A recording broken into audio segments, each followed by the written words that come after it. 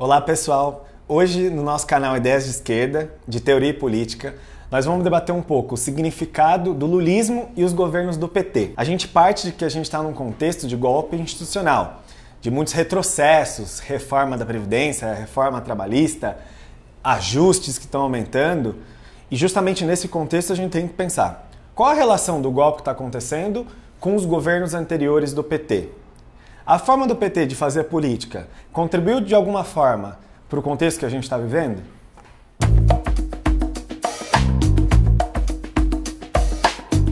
É muito importante a gente partir justamente desse contexto de golpe, porque a gente, os trabalhadores, tem que enfrentar uma importante luta contra a direita. Essa direita que quer voltar ao neoliberalismo no Brasil, quer mais reformas, quer mais ajustes, quer mais ataques contra os direitos de nós trabalhadores. Então, nesse contexto, a gente tem que pensar como nós vamos organizar a nossa luta e impedir que isso aconteça no nosso país. Um país que a gente vê hoje, os juízes que querem mandar em toda a política, ganhando vales moradia de mais de 4 mil reais, enquanto parte da população não tem nem uma moradia digna. Então, é contra isso que a gente quer lutar. Agora, para fazer essa luta, é muito importante a gente fazer a reflexão. Mas e os governos do PT?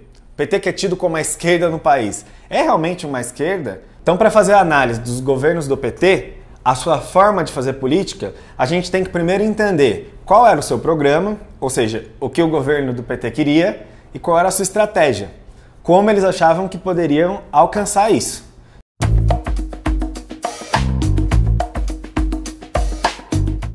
Em primeiro lugar, então, a gente tem que acabar com essa fantasia que a direita faz, a gente vê nas redes sociais.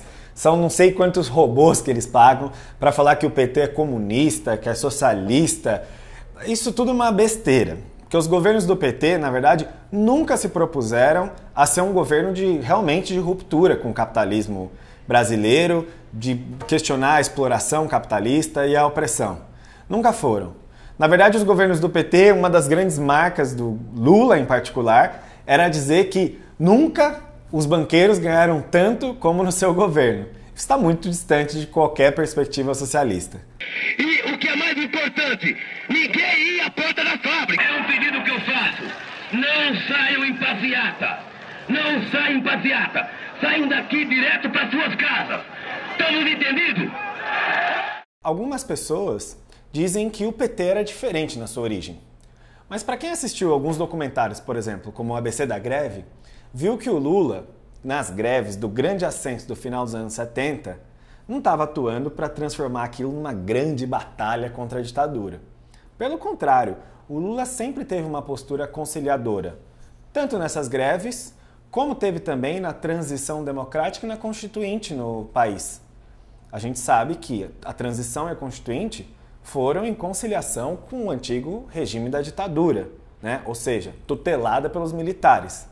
A verdade é que quando a gente olha os governos do PT nos anos 2000, a gente vê que o projeto de país não mudou muito do que estava vindo do neoliberalismo.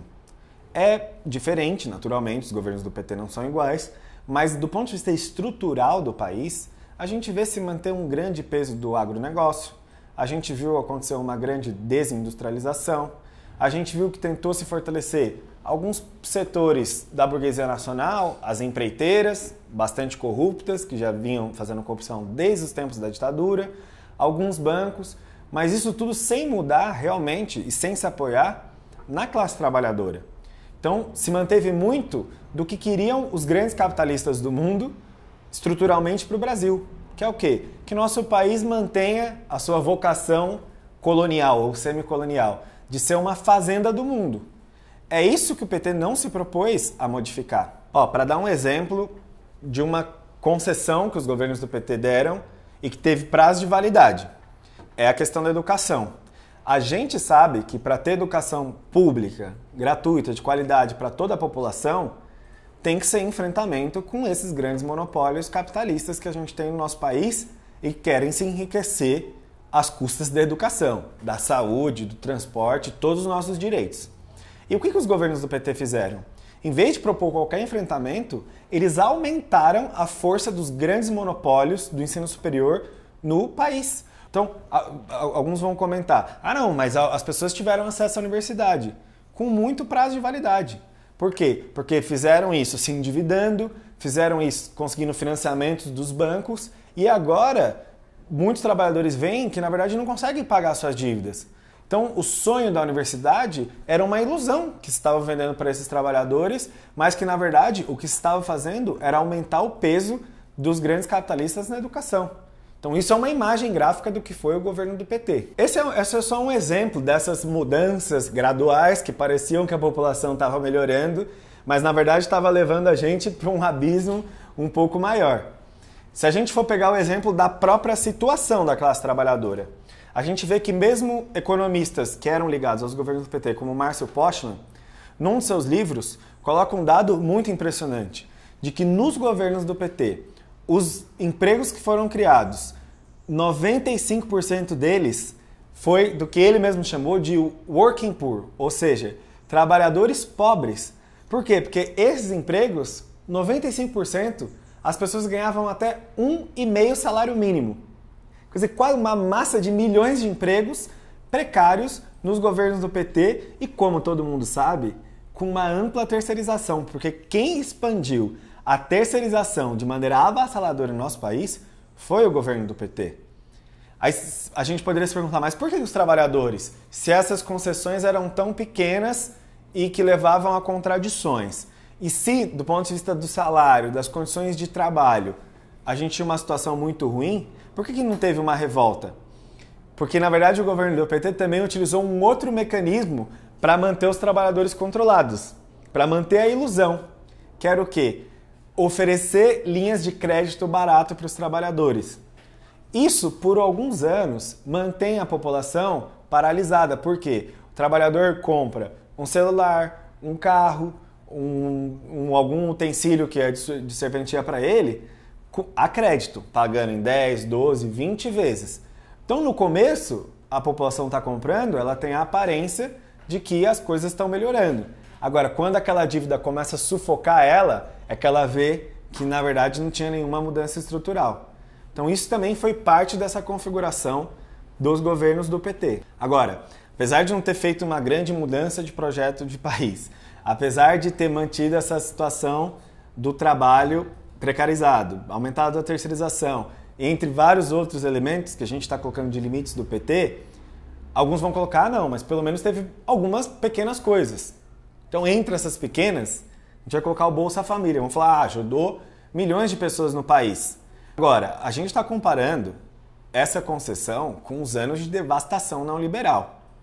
Agora, se a gente olhar para o que foi o governo do PT mesmo com seu orçamento, a gente tem que ver que, para começar, os governos do PT se mantiveram pagando a dívida pública no país, que é a verdadeira Bolsa Banqueiro. Ou seja, fizeram uma dívida que não sou nem eu, nem você, nem nenhum trabalhador, com capitais nacionais ou estrangeiros, e a gente tem que pagar essa dívida. 49% do orçamento nacional vai para pagar isso. Significa que 1,2 trilhão de reais vão só para amortizar, para pagar a dívida, juros da dívida, aliás. E enquanto isso, a grande concessão dos governos do PT, do Bolsa Família, gastava 27 bilhões. Ou seja, você poderia distribuir 20, 30 Bolsas Famílias ou utilizar a mesma verba do Bolsa Família para construir escolas, hospitais, melhorar as condições de vida do trabalho dos trabalhadores. Quer dizer, é uma vergonha, na verdade, o quão pequenas são as concessões do governo do PT frente aos inúmeros ataques e a manter a estrutura capitalista do país. Ou seja, se a gente analisar o programa do PT, nem mesmo nacional desenvolvimentista a gente pode dizer que foi. Porque, na verdade, não queria uma economia soberana ou uma tentativa de uma burguesia nacional, que a gente sabe que isso não existe. Com todo o poder internacional dos Estados Unidos e as grandes potências contra o Brasil, contra a nossa verdadeira independência, a gente sabe que a gente não vai conseguir isso se não for com uma alternativa dos trabalhadores, construída de baixo, envolvendo milhões, num grande processo de, aí sim, uma verdadeira ruptura com essa ordem e esse sistema capitalista. Para se analisar como o PT fez política, a gente partiu de analisar qual era o programa, o que o PT queria, e agora a gente vai analisar a sua estratégia, como eles fizeram para atingir esse programa.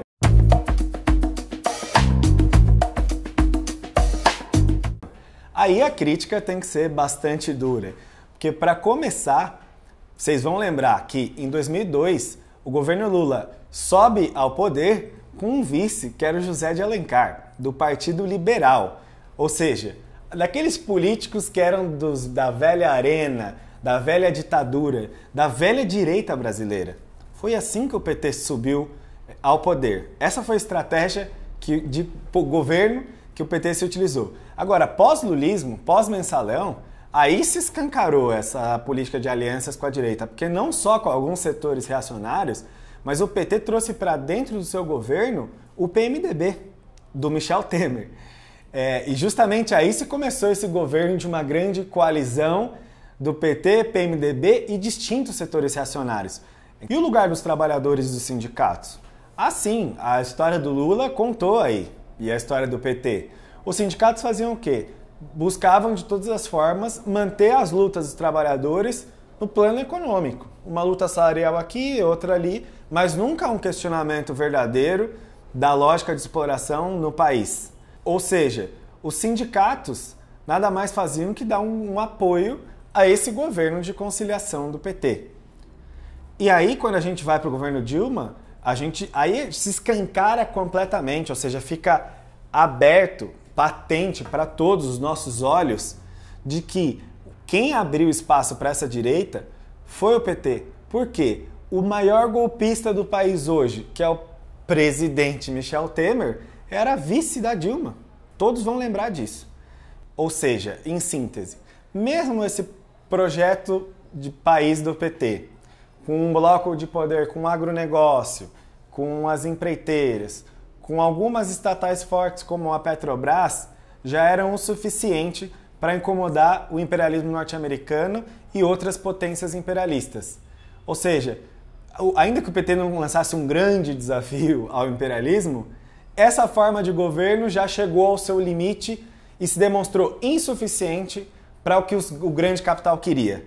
Então, quando se tornou insuficiente, o grande capital falou: queremos ainda mais neoliberalismo, queremos ainda mais reformas, queremos ainda mais ajustes. E agora o governo do PT não é suficiente. Esse governo de conciliação de classes não vai mais. Como fizeram para modificar? Simples. Utilizaram o judiciário, né? Não foi pela via de um golpe militar escancarado.